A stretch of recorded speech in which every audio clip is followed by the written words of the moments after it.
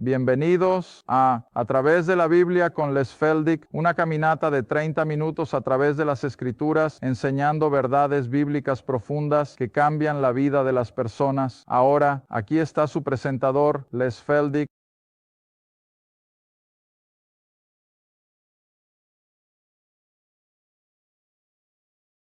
Y buenas noches, me alegra verlos a todos de nuevo. Y vamos a retomar donde lo dejamos, el capítulo de Génesis. Ahora, sé que parece que estamos avanzando muy poco. He tenido a una persona que está jubilada quejarse de que tenía miedo de estar muerto y desaparecido antes de que llegáramos a la mitad.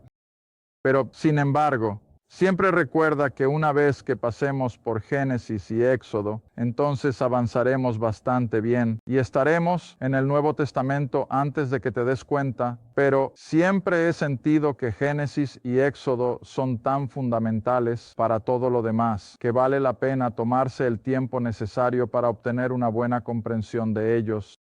Y luego veremos la historia desarrollarse rápido. Y como dije, pasaremos el Nuevo Testamento antes de que nos demos cuenta, pero sea como sea, volvamos al capítulo 6 de Génesis. Y recuerdan que la semana pasada estábamos hablando de la brea, que Noé debía construir esta arca de madera, pero debía recubrirla con el betún o la brea que era tan prevalente en esa área del mundo. Ahora, he tenido la pregunta, así que la anticiparé para ustedes, ya que estamos limitados en nuestro tiempo aquí en el estudio. He tenido la pregunta, bueno, si había una tecnología tan asombrosa igual a la que tenemos hoy, debe haber habido astilleros. ¿Por qué Noé no simplemente fue a un astillero? Bueno, te diré por qué Noé no pudo ir a un astillero, porque esa no es la manera en que Dios quería que se hiciera. Dios quería que esta arca se construyera, creo, en tierra firme, lo más alejada posible del agua, para que pareciera aún más absurdo para las masas incrédulas. Y de nuevo me gustaría que imaginaran esto, si pueden, y estoy seguro de que otros han traído esto a su mente, sus predicadores, sus maestros o lo que sea. Pero pueden imaginar la respuesta de la gente en los días de Noé, cuando este anciano está allí afuera y sin duda tuvo que contratar a mucha gente. Había grandes vigas que manejar. Pero ¿no supones que la gente de esa época simplemente ridiculizaba a este loco anciano construyendo algo que dice que va a flotar en el agua cuando no hay agua a kilómetros y kilómetros y habla de un diluvio? Ni siquiera había llovido 1 pulgada o 2 y mucho menos lo suficiente para cubrirlo todo. Y así Dios tenía su propósito. Además de eso, creo que Dios quería que esto continuara durante 120 años para que esa generación tuviera tiempo suficiente para despertarse y darse cuenta de que el juicio se acercaba. Así que hay muchas razones. La tecnología, creo que sí. Creo que Noé podría haber ido a un astillero y creo que podría haberlo hecho de acero o lo que quisiera, pero esa no era la forma en que Dios quería que se hiciera. Y así dice, hazlo de madera de gopher. En segundo lugar, recuerden, Dios va a hacer que Noé construya esta cosa para que pueda resistir fuerzas tremendas. Sentado allí sin destino, todo lo que tendrá que hacer es sobrevivir para no hundirse y estará allí durante más de 1 año en el agua. Está bien, entonces sigamos. Versículo 15, y esta es la forma o el patrón con el que lo harás. La longitud del arca será de 300 codos. Ahora, según lo que he podido leer, hay 2 longitudes para un codo. El codo corto era lo que nosotros llamaríamos 18 pulgadas, pero también tenían lo que llamaban un codo largo, que podía ser de hasta 24 o 25 pulgadas. Pero yo generalmente me quedo con el codo corto, para que no parezca que estamos siendo extravagantes o exagerando. Y así, si usamos el codo corto, y debía ser de 300 codos de largo, tomé el tiempo antes de comenzar para dibujar un rectángulo en la pizarra de 450 pies de largo por 75 pies de ancho y debía ser de 45 pies de alto de arriba a abajo. 3 pisos, esos serían techos de 15 pies. Es una habitación de buen tamaño, ¿no? Techos de 15 pies. Ahora, para poner esto en perspectiva, tenemos que entender que no fue hasta los grandes acorazados de la Segunda Guerra Mundial. De hecho, los usaron de nuevo en el Golfo Pérsico las últimas semanas, los acorazados Wisconsin e Iowa, y creo que hay uno o dos más, tal vez el New Jersey, con un desplazamiento de 45,000 toneladas. Nunca olvidaré esa cifra. Pero mira, esos barcos ni siquiera eran, si recuerdo correctamente, de 450 pies de largo. Y sin embargo, hasta ese momento en la historia humana, ese había sido el barco más grande que los hombres habían construido. Ahora, por supuesto, nuestros grandes petroleros, los superpetroleros, son algo un poco más largos que esto. Creo que, Liesl, sabes que llegan a medir alrededor de 600 pies, pero son enormes. Pero aparte de eso, el arca es con mucho el mayor barco flotante que la humanidad ha tenido alguna razón para comprender. 450 pies de largo. Ahora, nuevamente, para ayudarte a imaginar eso, un campo de fútbol mide 300 pies, sin contar los postes de gol. Eso es de un gol a otro. Y aquí vamos otros 150 pies más allá de eso. Eso es una caja bastante larga. Y como dije, debe haber implicado el uso de enormes vigas, vigas gigantes, y así Noé y sus 3 hijos, incluso si eran lo suficientemente obedientes para ayudar al viejo papá, no podrían haberlo hecho solos. De hecho, estaba leyendo otro libro titulado El Diluvio, de un hombre cuyo nombre se me escapa, un doctor, Ray Berger, creo, si no me equivoco. Al menos era profesor de teología en la Universidad Concordia en St. Louis, y él hace la misma afirmación de que evidentemente Noé tuvo que contratar a muchas personas externas, pero hizo una ilustración tremenda que nunca había pensado por mí mismo y me impresionó. Dijo, solo piensa en todos los hombres que ayudaron a Noé en la construcción de esa arca. Día tras día trabajaron con el sudor de su frente para ayudar a construir esa arca. Pero cuando llegó el diluvio, no estaban dentro y se perdieron. Y luego hizo esta alusión. Dijo, hoy, ¿cuántos miembros de la iglesia no están trabajando en la iglesia? Están ocupados haciendo lo que piensan que es su deber, pero nunca han entrado en la salvación. Y cuando venga el juicio, no estarán en el arca, estarán afuera. Y nunca lo había pensado. Estos hombres que ayudaron a Noé con el arca podrían haber disfrutado de su seguridad, pero en cambio eran como todos los demás. Se burlaron de este viejo loco construyendo un barco y nunca ha llovido, bueno, lo que sea. Continúa con sus instrucciones en el versículo 16. Y no solo debía ser una gran caja cuadrada y rectangular. Recuerda ahora, no hay cubiertas abiertas. No hay grandes aberturas, ni ventanas, ni nada de eso. Una ventana y estará en el centro de la parte superior. Y creo que la parte superior era plana relativamente. Y en la parte superior debía hacer una ventana. Debía ser un codo. En otras palabras, nuevamente 18 pulgadas por 18 pulgadas. Y luego debía haber una puerta en el costado y solo una puerta. Y luego debía haber primer, segundo y tercer pisos. Ahora estoy seguro de que todos han leído descripciones de cuánto espacio había en este barco.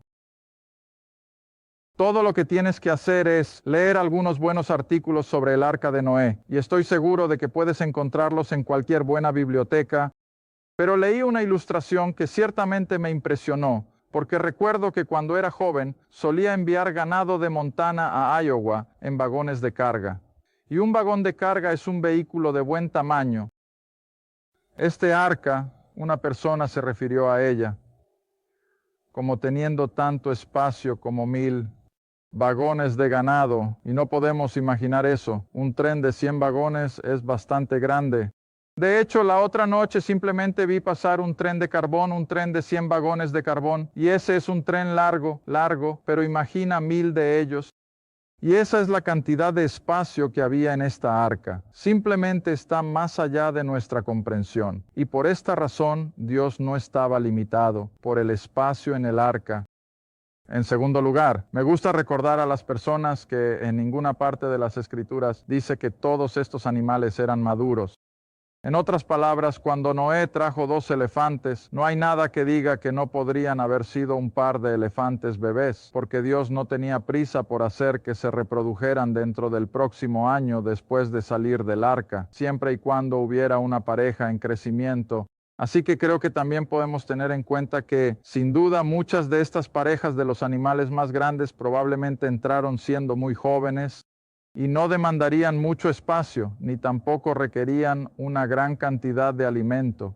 Así que hay muchas maneras de analizar esto sin hacer ningún daño a las Escrituras o quitarle a lo milagroso de esto, y aún así quiero que la gente crea que sucedió justo como dice el libro. Muy bien, sigamos. Versículo 17, y ahora Dios dice, he aquí, yo, incluso yo, traigo un diluvio de agua sobre la tierra para destruir toda carne, en la cual está el aliento de vida bajo el cielo, y todo lo que está en la tierra, dice Dios, morirá. Versículo 18, pero contigo, es decir, con Noé, estableceré mi pacto. Ahora, no he hablado mucho sobre los pactos en estos primeros 6 capítulos, pero cuando lleguemos al capítulo 12, voy a usar la palabra hasta que casi te vuelva loco, porque el pacto que encontramos en el capítulo 12 de Génesis es nuevamente tan básico para entender el resto de las Escrituras que simplemente estaré insistiendo en ello y insistiendo en ello. Pero antes de llegar allí, entiende esto. Un pacto es algo que Dios hace con el hombre y no el hombre haciéndolo con Dios. Y así un pacto es irrevocable. Nunca puede ser cambiado, nunca puede ser anulado. Una vez que Dios hace un pacto es seguro. Y hay muchos pactos a lo largo de las Escrituras.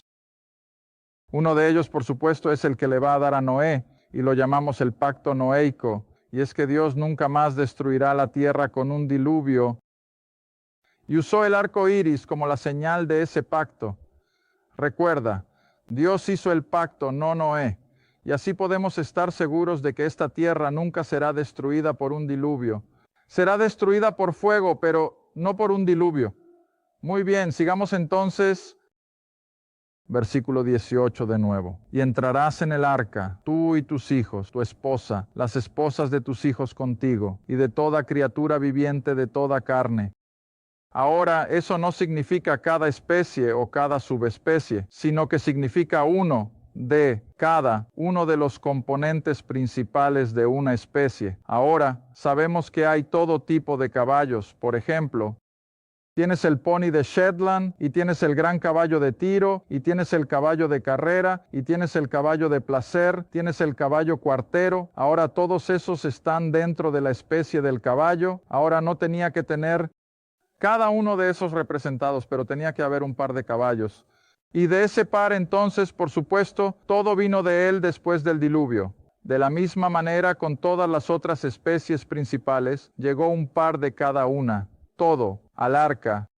Ahora recuerda siempre, mira a la familia de los felinos. ¿Cuántos gatos no hay desde el enorme león hasta tu pequeña mascota? Pero siguen siendo todos gatos, de la misma manera con muchas de las otras cosas. Así que solo recuerda que todas estas diversas subespecies no estaban necesariamente representadas, solo las principales. ¿Está bien? Entonces continúa con el versículo 20. Aves, según su especie. Ganado, animales domésticos, según su especie. Cada criatura que se arrastra por la tierra, según su especie. ¿Ves? 2 de cada tipo vendrán a ti para mantenerlos vivos. Ahora, espero que no leas eso demasiado a la ligera. 2 de cada tipo, ¿qué dice? ¿Qué significa eso? Vinieron al arca desde todas direcciones. Ahora, ¿qué debería haber hecho eso con la gente de la época de Noé? Bueno, eso debería haberlos despertado, ¿no? Oye, ¿qué demonios está pasando? Todas estas criaturas están encontrando su camino hacia un lugar central en el planeta y estaban viniendo al arca. Ahora, eso fue providencial. Noé no tuvo que salir y atraparlos. Noé no tuvo que salir y hacer nada para traerlos. Vinieron bajo el acto providencial de Dios. Sigue leyendo versículo 21. Y Noé debía tomar para ti de toda comida que se come, y la reunirás para ti, y será comida para ti y para ellos. Ahora, eso está en perfecto acuerdo con Génesis 1. ¿Recuerdas cuál era la dieta tanto del hombre como de la bestia? Todo lo que crecía de forma natural, las hierbas, las frutas y los pastos. Esa era la dieta de Adán y Eva, así como de los humanos, todas las aves y todos los animales. Todos comían de cosas que crecían de forma natural, así que todo lo que tenían que tener era una clase de alimento llevada al arca y sería suficiente para el hombre, la bestia, las aves y todo lo demás. Ahora, versículo 22, Noé nuevamente es obediente. Él hace exactamente lo que Dios le dice que haga. Ahora, no tenía todo el derecho de decir, espera un momento, esto es absurdo. ¿Cuál es la razón de todo esto? No, Noé no dice nada de eso. Noé toma a Dios en su palabra y lo que Dios dice hacer, por ridículo que parezca en ese momento, Noé lo hizo. Ahora estamos en la misma situación hoy. Muchas personas miran algunas de las cosas que enseño y dicen, Les, eso es ridículo, no puedo evitarlo, eso es lo que dice el libro.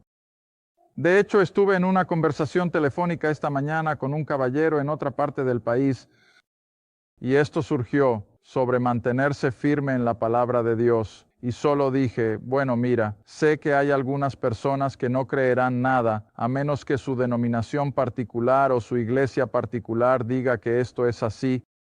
Y me he encontrado con personas así que simplemente me dicen, pero menos mi iglesia enseña eso. Ellos son la autoridad final y que la Biblia es secundaria, que no puedo comprenderla a menos que la iglesia la interprete por mí. Ahora muéstrame eso en las Escrituras. Bueno, él dijo, supongo que no está ahí. Y yo dije, supongo que no está, porque la Biblia constantemente nos anima. ¿A qué estudiar? Mira, ¿qué le escribe Pablo a Timoteo? Estudia para presentarte aprobado ante Dios, que no tiene de qué avergonzarse, para no avergonzarse, sino manejando correctamente la palabra de verdad. Y eso se le da a cada creyente individual. No tenemos que esperar a que alguien lo interprete por nosotros. Y por eso siempre les digo a mis alumnos, han estado conmigo mucho tiempo, saben que lo he dicho, no se limiten a lo que yo digo, no salgan y digan, bueno, esto es lo que dijo Les. Eso no significa nada, pero si puedo enseñarte a salir y decirle a la gente, esto es lo que dice la Biblia, esto es lo que dice la palabra de Dios. No quiero ningún crédito por nada de eso, pero quiero que puedan decir, esto es lo que dice la palabra de Dios. Y eso es lo que hizo Noé, hizo lo que Dios dijo. Ahora creo que estamos listos para entrar en el capítulo 7. Verso 1, y el Señor dijo a Noé, ven tú y toda tu casa al arca. Ahora de nuevo observa ese lenguaje, analízalo desde dónde está hablando. Dios en el arca está, hablando desde dentro del arca. Ahora está terminado, está listo. Y desde dentro del arca, Dios dice, ven, Noé, al arca. No dice, ve, Noé, al arca. Dice, ven. ¿Ves qué diferencia hace eso? Ven tú y toda tu casa al arca, porque a ti he visto justo delante de mí en esta generación. Ahora me gusta hacer énfasis en que Dios estaba en el arca, porque cuando las aguas del diluvio rugieron, no creo que esa caja de madera hubiera sobrevivido, si no hubiera sido porque Dios mismo fue el giroscopio que mantuvo ese equilibrio.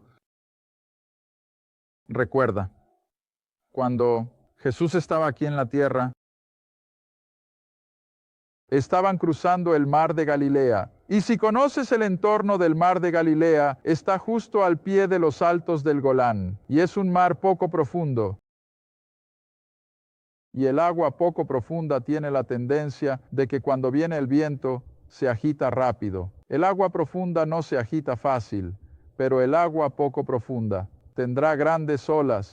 Así que Jesús y los discípulos, recuerdas, están cruzando el mar de Galilea en un pequeño barco, como lo llamó el rey Jacobo, pero creo que era más o menos un barco.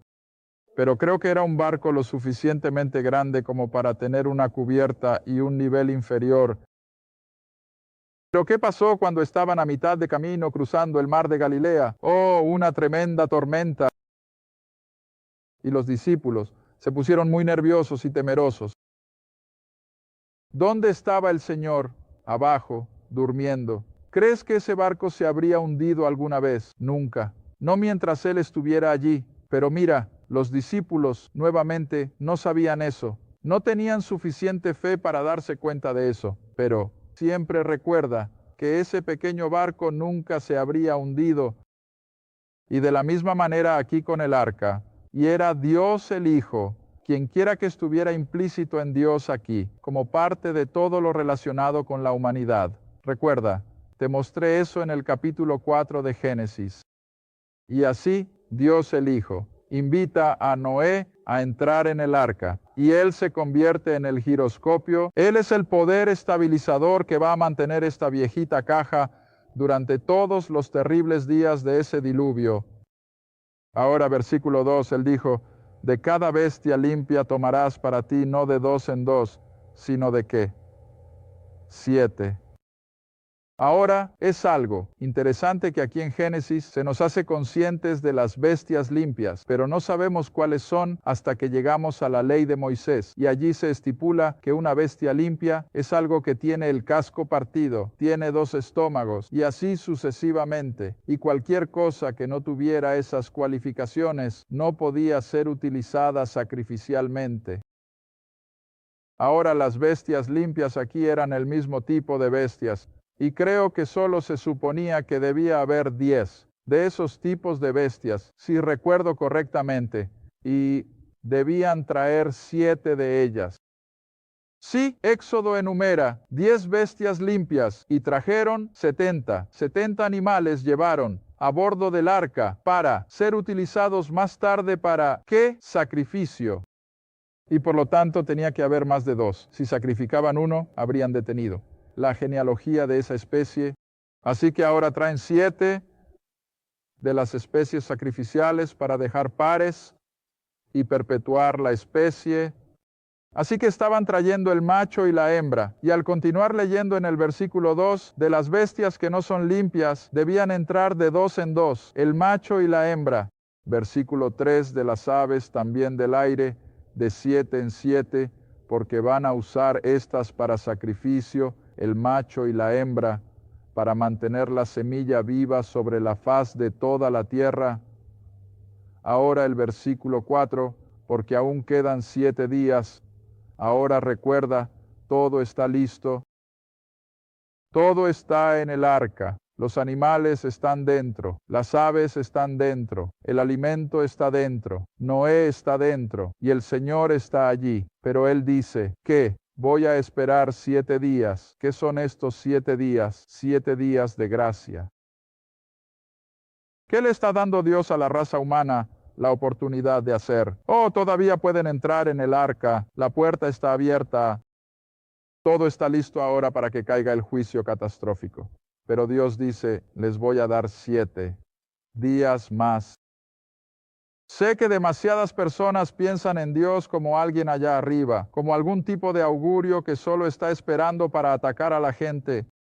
Incluso muchas personas religiosas bien intencionadas están aterrorizadas de que si no hacen todo exactamente perfecto, Dios solo está esperando una oportunidad para atacarlos. Eso no es Dios en absoluto. Dios es el Dios de la misericordia y de la gracia. Incluso en esta horrible sociedad de los días de Noé, ¿qué quiere Dios? Oh, quiere que la gente todavía entre allí. Habría habido espacio, habría habido suficiente comida. Pero ¿cuántos vinieron? Ninguno. Pero la puerta permaneció abierta con una pasarela bajada, si quieres imaginarlo de esa manera, durante 7 días. Durante 7 días más en el versículo 4, y luego Dios dice, voy a hacer que llueva sobre la tierra 40 días y 40 noches, y toda sustancia viviente que he creado la destruiré de sobre la faz de la tierra. Y Noé hizo conforme a todo lo que el Señor le mandó. Ahora, en el versículo 6, llegamos a una cronología. Noé tenía 600 años cuando el diluvio de aguas estaba sobre la tierra. Ahora solo usaré un poco de aritmética simple. Adán vivió 930 años. El diluvio vino aproximadamente 1600 años después de que Adán fue creado, pero ahora aquí viene Noé a la escena, entra en el arca y ya tiene 600 años. Entonces, ¿cuán alejado de Adán está Noé? Casi ninguno. Así que ves, a lo largo de este periodo de tiempo, siempre ha habido un testimonio piadoso. Nunca estuvieron sin un testimonio de quién era realmente Dios. Y luego, lo asombroso es que cuando salimos del arca después del diluvio, Noé vive apenas unos años después de Abraham. Probablemente no hasta ese momento, pero muy cerca. Y eso ni siquiera toma en consideración a los 3 hijos de Noé, que eran mucho más jóvenes. Así que siempre recuerda eso mientras avanzas a través del Antiguo Testamento, y hay muchos buenos mapas cronológicos disponibles. Simplemente ve a una buena librería cristiana. Y he tenido personas que me han dado un par a lo largo de los años, y los tengo colgados en la puerta de mi oficina. Y puedes seguir la genealogía y ver cómo todas estas personas se superponen. Adán vive mucho más allá de Set, y Set vive más allá de tal y cual, y así sucesivamente. De modo que siempre hubo hombres piadosos en la escena, nunca fueron dejados sin un testimonio. Así que Noé, 600 años, cuando entra en el arca. Versículo 7. Entró sus hijos, las esposas de sus hijos con él en el arca por las aguas del diluvio. Ahora tengo una pregunta que no he podido responder por mí mismo y ciertamente no. Creo que nadie más pueda, sin duda. Tenemos que sentir que los 3 hijos de Noé y sus esposas debieron haber sido creyentes. Y sin embargo, cuando ves lo que les sucede después del diluvio, ¿qué es lo que tendemos a preguntarnos? ¿Lo fueron? No lo sé. Con base en que están entrando en el arca, tenemos que creer que lo eran. Pero, oh mi tierra, fueron testimonios muy pobres del otro lado. Porque tan pronto como la civilización vuelve a despegar de esas 6 personas jóvenes, de esos 3 hijos y sus esposas, ¿qué dirección toman espiritualmente? Hacia abajo. Pero lo que sea, no puedo darte la respuesta a eso. Todo lo que sé es que Noé era un hombre justo. Sus hijos y sus esposas estaban en el arca con él. Su condición espiritual, no estoy en posición de garantizarla de ninguna manera. Entonces lo mencionaremos en solo medio minuto más o menos que nos queda, hasta el momento en que el diluvio va a desatarse. Esperaba que pudiéramos entrar en eso en esta sesión, pero ahora tendrá que esperar a la próxima. Y el diluvio que voy a mostrarte fue algo totalmente diferente de lo que la mayoría de la gente piensa. No fue solo una lluvia. Fue un evento cataclísmico, tan feroz que la mayoría de la gente no puede comprenderlo. Pero tendremos que retomar eso la próxima vez porque nuestro tiempo se ha agotado.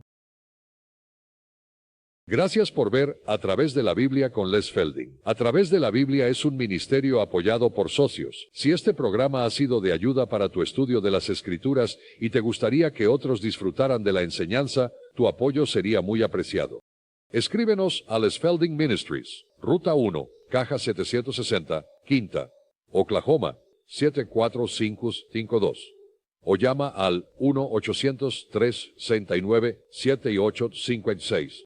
Recuerda, todos los programas están disponibles en forma impresa, en casete de audio y en cinta de video. Asegúrate de sintonizar la próxima vez A Través de la Biblia con Les Felding.